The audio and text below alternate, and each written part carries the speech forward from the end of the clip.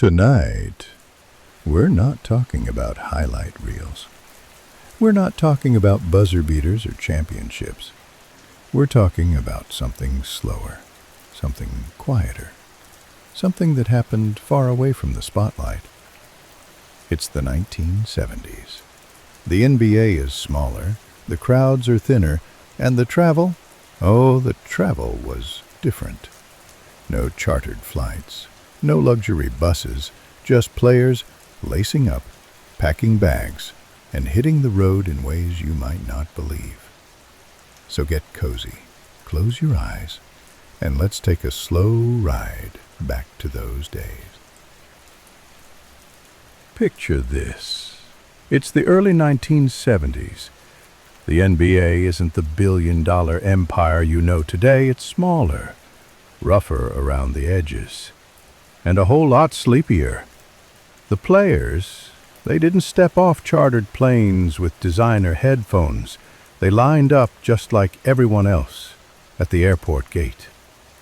There they were, 6'9" forwards in wrinkled suits, carrying their own duffel bags, waiting to board a commercial flight.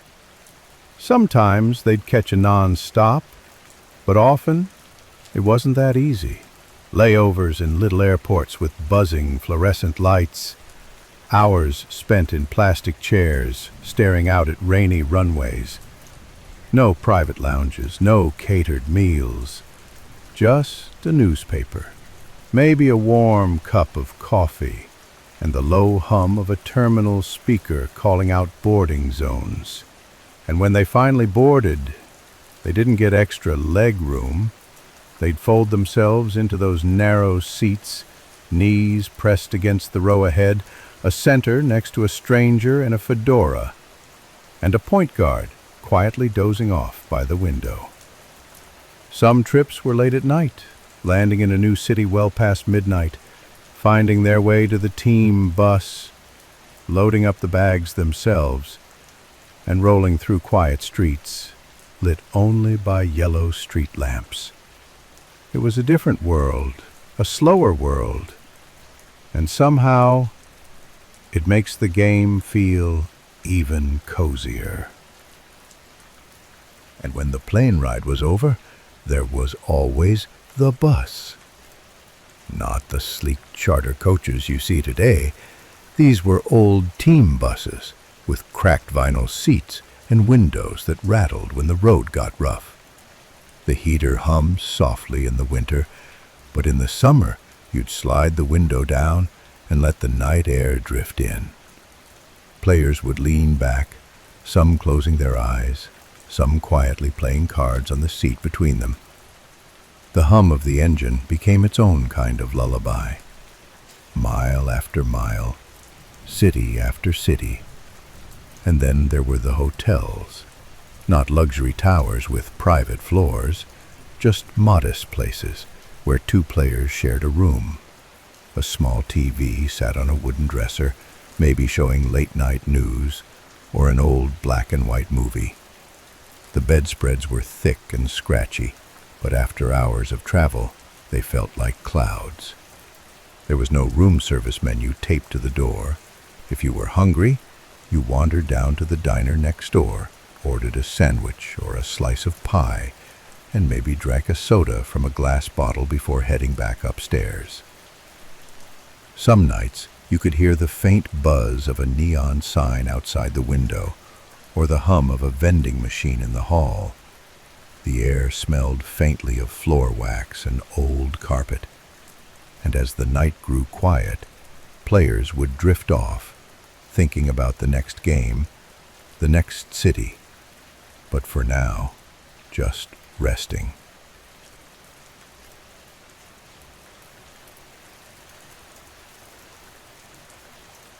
Sometimes, after those long road trips, the hotel became its own little world. The players would shuffle into the lobby, quiet voices, footsteps on polished tile. A front desk clerk with a notepad, no computer screens back then, just a list of room keys with little brass tags. They'd ride a slow elevator up, the kind that creaked just a little, and you could feel it stopping on every floor. The hallway smelled faintly of cigarette smoke, and maybe a hint of popcorn from a vending machine down the hall. Inside the room, the beds were low to the ground, the blankets heavy. There was a nightstand with a simple lamp, its shade turning the light into a warm, golden glow. Next to it, a rotary phone with a long cord, the kind you'd stretch across the bed if you called home. Some guys would turn on the TV, not for entertainment, but just for the soft murmur of late-night voices, a weather report, a rerun of a variety show, the kind of background sound that made the room feel less lonely. Others would sit by the window, just looking out at the city below, cars moving slowly, occasional honks drifting up like echoes, streetlights blinking, a neon sign humming outside, maybe a diner, maybe a little corner bar glowing red in the distance. The air conditioner rattled softly, and somewhere in the building you could hear ice tumbling into a bucket, or the low buzz of laughter from another room down the hall. And then, silence. A deep, calm silence that only comes after a long day of travel, when the body is tired, the mind is still, and the only thing left to do is drift.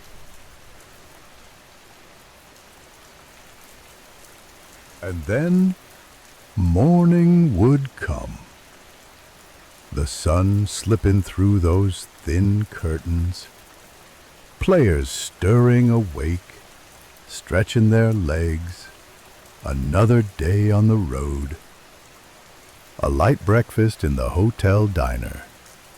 Eggs, toast, maybe pancakes if they felt like treating themselves. They'd sip coffee from heavy white mugs, listen to the clatter of dishes in the kitchen, and glance at the sports section in the morning paper. No tweets, no notifications, just ink on paper and quiet conversation about the game ahead. Later in the day, it was time to head to the arena. The bus would be waiting out front, engine humming, a thin mist of exhaust in the cold air. They'd climb aboard, settling into the same worn seats as yesterday, gear bags piled near the front. The ride was calm.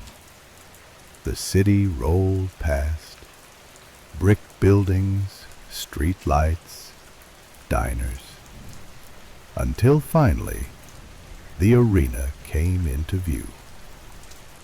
It wasn't a palace, not in those days, just a building with old concrete walls and faded banners hanging from the rafters.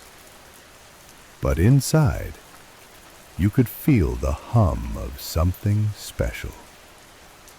They'd step off the bus into the crisp air, heads low, hands in their coat pockets, the sound of their sneakers thumping softly against the sidewalk.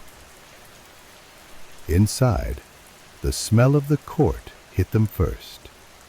Freshly mopped wood, chalky grip powder, and a hint of popcorn from the concession stand starting to warm up.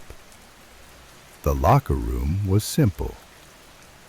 Metal lockers with chipped paint, benches that squeaked when you sat down, a trainer in the corner unrolling tape, wrapping ankles with practiced hands. They'd change slowly, pulling on those old, thick uniforms, laces tugged tight on canvas sneakers. No cameras flashing, no tunnel catwalks, just quiet focus and the soft echo of basketballs bouncing in the distance as warm-ups began. It was a slower time, a quieter time, and somehow it feels perfect for nights like this.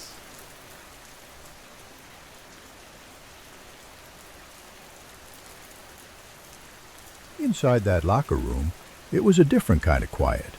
There weren't headphones in every corner, no one scrolling through a phone.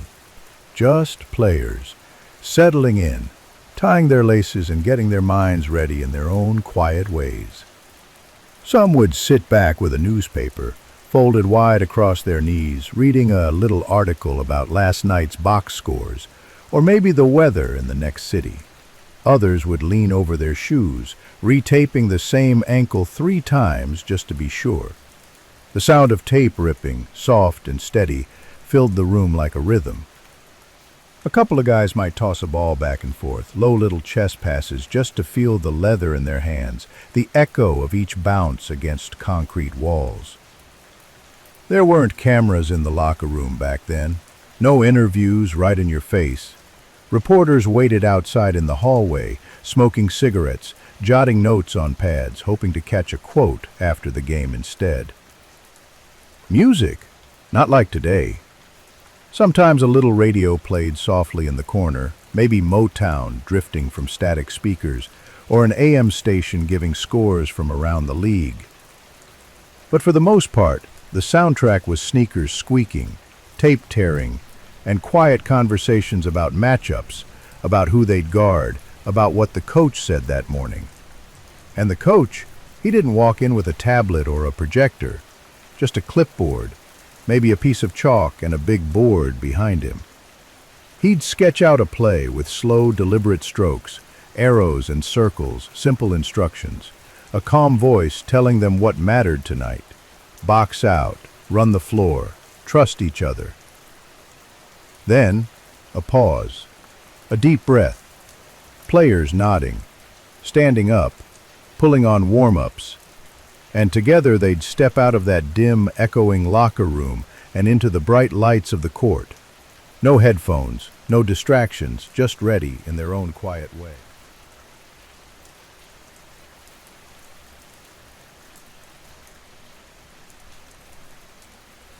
And then they walked out of the tunnel into a world you just don't see anymore. The arena wasn't polished and spotless like today. It had a haze to it. A thin blue fog that hung in the air softened the lights and made everything feel slower. Back then, fans could smoke in the stands. Cigarettes, cigars, 100 little glowing embers dotting the darkness above the court. And as the quarters rolled on, that smoke rose up and drifted, catching the light, creating that dreamy haze you see in old photographs. It wasn't just the smoke, it was the sound.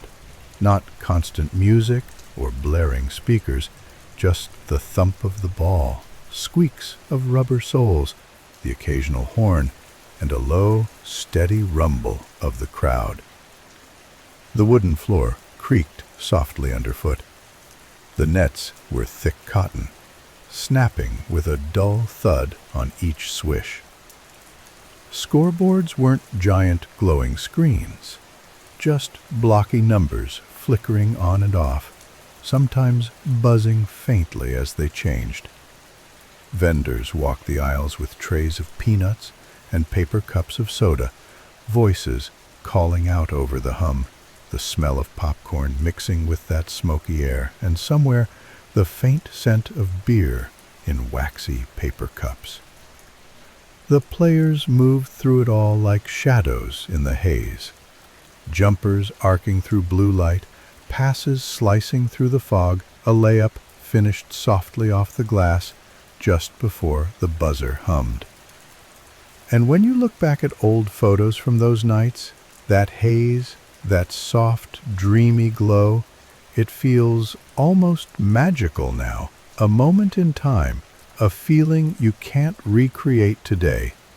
Just basketball in the air and a little bit of smoke swirling above it.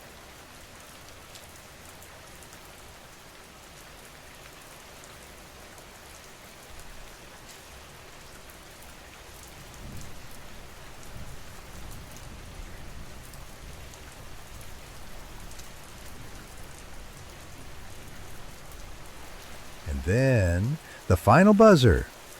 No fireworks, no laser shows, just a horn echoing through that smoky air.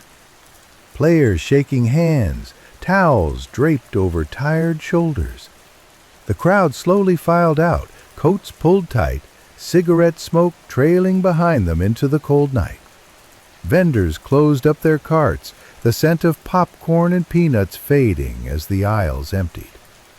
Some fans lingered near the tunnel, hoping for a glimpse, but there were no post-game cameras waiting, no press conferences broadcast live, just quiet footsteps and the shuffling of gear bags.